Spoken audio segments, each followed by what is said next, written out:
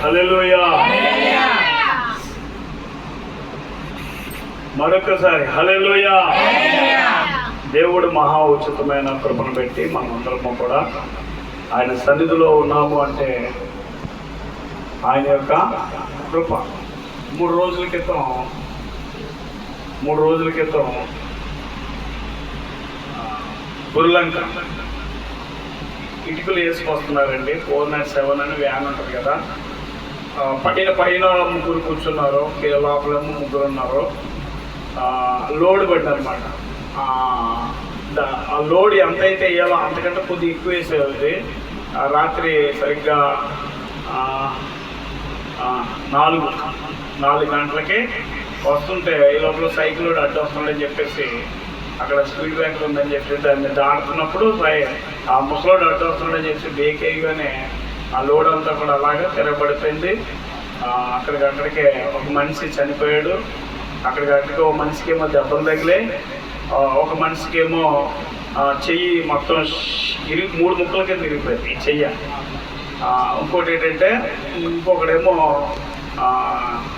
వెంటిలెన్స్ మీద అంటే ఊపిరితో అలాగే ఉన్నాడు అన్నమాట. వెంటిలెన్స్ అంటారు దాన్ని, అలాగా పెడతారనమాట. అయితే లేకపోతే లేదనమాట. అలాగా ఒక వ్యక్తిని మట్టికి మా హాస్పిటల్లో తీసుకొచ్చారు. దేవుడి దగ్గర మా హాస్పిటల్లో ఏం కాలేదు, చక్కగా బాగానే ఉన్నాడు. మరి ఇవాళ రేపు డిశ్చార్జ్ అవుతాడు.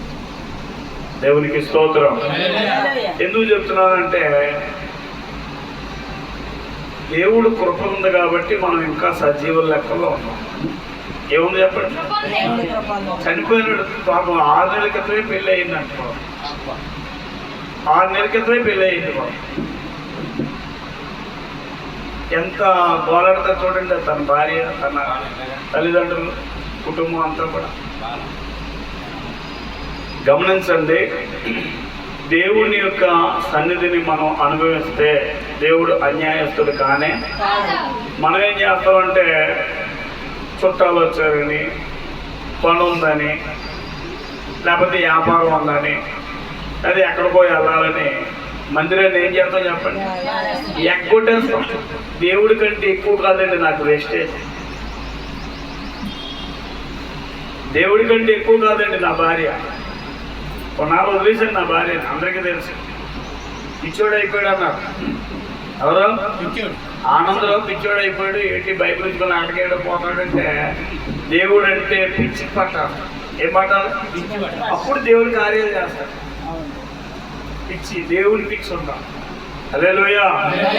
అందుకోసం ఇన్ని మర్మాలన్నీ కూడా నాకు చదువు లేకపోయినా సరే ఆది కాండం నుండి ప్రకటన గ్రంథం వరకు కూడా అన్నీ ఎందుకు తెలిసాయంటే మర్మములన్నీ కూడా దేవుడు నాకు తెలియజేస్తున్నాడు కూడా. శుక్రవారం ఉపవాస ప్రార్థనలో కూడా అద్భుతం. ప్రతి వారం కూడా నాకు నా మట్టుకు నేనే రీఛార్జ్ చేసుకుంటాను. నా మట్టుకు నేనే అది సింహ ప్రసాద్ ఇంట్లో ప్రార్థన పెట్టినా, అనుకోవడం ఇంట్లో ప్రార్థన పెట్టినా, దయమన్ గారి ఇంట్లో ప్రార్థన పెట్టినా, ఆ ఇంట్లో ప్రార్థన పెట్టినా, ఇక్కడ శుక్రవారం ఆదివారం అయినా సరే నేను ఎంత సంతోషపడతాను. నేను పెట్టి వాక్యాన్ని పెట్టి ఇంత లోతైన మర్మాలు నాకు నువ్వు సులువుగా తెలియజేస్తున్నావు నాయన అనేసి దేవుడిని పెట్టి నేను సంతోషిస్తూ ఉంటాను. దేవునికి స్తోత్రం. అందరూ చెప్తా హల్లెలూయా, హల్లెలూయా. ప్రార్థన చేయండి ప్రతి ఆదివారము మానకుండా. ఎన్నో పనులు ఉంటాయండి నాకు, లేవేటి అవన్నీ పక్కన పెట్టేస్తా. టయానికి నేను ఏమైపోతాను చెప్పండి, సరెండర్ అయిపోతాను. ఎవరికే? దేవుడికి. మరి రాకపోయినాక ఏం చేస్తాడు? సాతానుడు వచ్చి వాడేసుకుంటాడు. ఎవరు వాడేసుకుంటారు? సాతానుడు వచ్చి వాడుకుంటాడు. ఇంకా చర్చికి వెళ్ళలేదు కదా, ఇంకా పడుకో, అంటే బయటికి వెళ్ళు, లేకపోతే ఎవరు చుట్టాలు వచ్చారు వాళ్ళతో మాట్లాడు అంటుంది సైతాన్ వచ్చి. దేవునికి స్తోత్రం. మనం గమనించాలి, మనం చేసే పని మనం చేస్తే దేవుడి కార్యాలు దేవుడు చేసుకుంటూ వెళ్ళిపోతాడు. మనం చేసే పని మనం చేయకుండా, దేవుడికి లోపడకుండా, దేవుడికి భయపడకుండా, సాతానికి చోటెత్తి ఏం చేస్తాడు? ఇష్టం వచ్చినట్టుగా వాడుకుంటాడు. ఎలాగా? ఇష్టం వచ్చినట్టుగా వాడుకుంటాడు. ఒక మంచి దెయ్యం పోయి 7 చెడ్డ దెయ్యాలు తెచ్చుకుంటుందట. ఆనందంలో దొరికాడు రా, వాడేసుకుందాం అని ఎక్కువ నలిపేద్దాం. యేసయ్య అంటాడు, నా కృప నీకు. ఆయన మాట విన్నప్పుడు, ఆయనకు లోబడినప్పుడు, ఆయన చెప్పినట్లుగా జీవించినప్పుడు, నా కుమారుడా దమ్ము ఆనందలో నా కృప నీకు చాలు. ఆ కృపలో బతకాలని మనం ఇప్పుడు దాకా చలిలో ఉన్నాం. మన డిసెంబర్ నెల అంతా ఏంటది? చలి చలి చలి. నిన్నటి నుంచి ఏంటి? ఎండ ఎండ ఎండ. ఏమన్నాడు యేసయ్య? పగల ఎండ దెబ్బ నీకు, రాత్రి వెన్న దెబ్బ నీకు. ఏమిచ్చాడు దేవుడు? అభయం ఇచ్చాడు, ధైర్యం ఇచ్చాడు, భరోసా ఇచ్చాడు, మాట ఇచ్చాడు. దేవునికి స్తోత్రం చెప్పండి. మాట ఇచ్చిన వాడు నమ్మదగిన దేవుడు. అడగాలి, అలాగే దేవుడిని అడగాలి, పాస్టర్ గారిని కాదు. ఎవరిని అడగాలి? దేవుడిని అడగాలి. దేవుడిని అడిగితే ఆయన అసాధ్యమైనది సాధ్యంగా మార్చేస్తాడు, అద్భుతాలు చేస్తాడు, మేలు చేస్తాడు. హల్లెలూయా. దేవునికి అసాధ్యమంటే ఏమీ లేదు, ఆయనకి సమస్తము సాధ్యమే. హల్లెలూయా. వాక్యంలోకి వెళ్ళిపోదాం.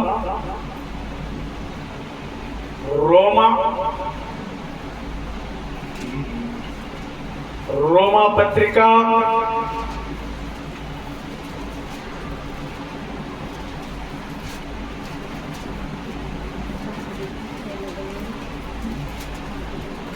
'బైబిల్ ఉన్న ప్రతి ఒక్కరు కూడా తీసి చదివి ధ్యానం చేద్దాం. రోమా పత్రిక 8వ అధ్యాయము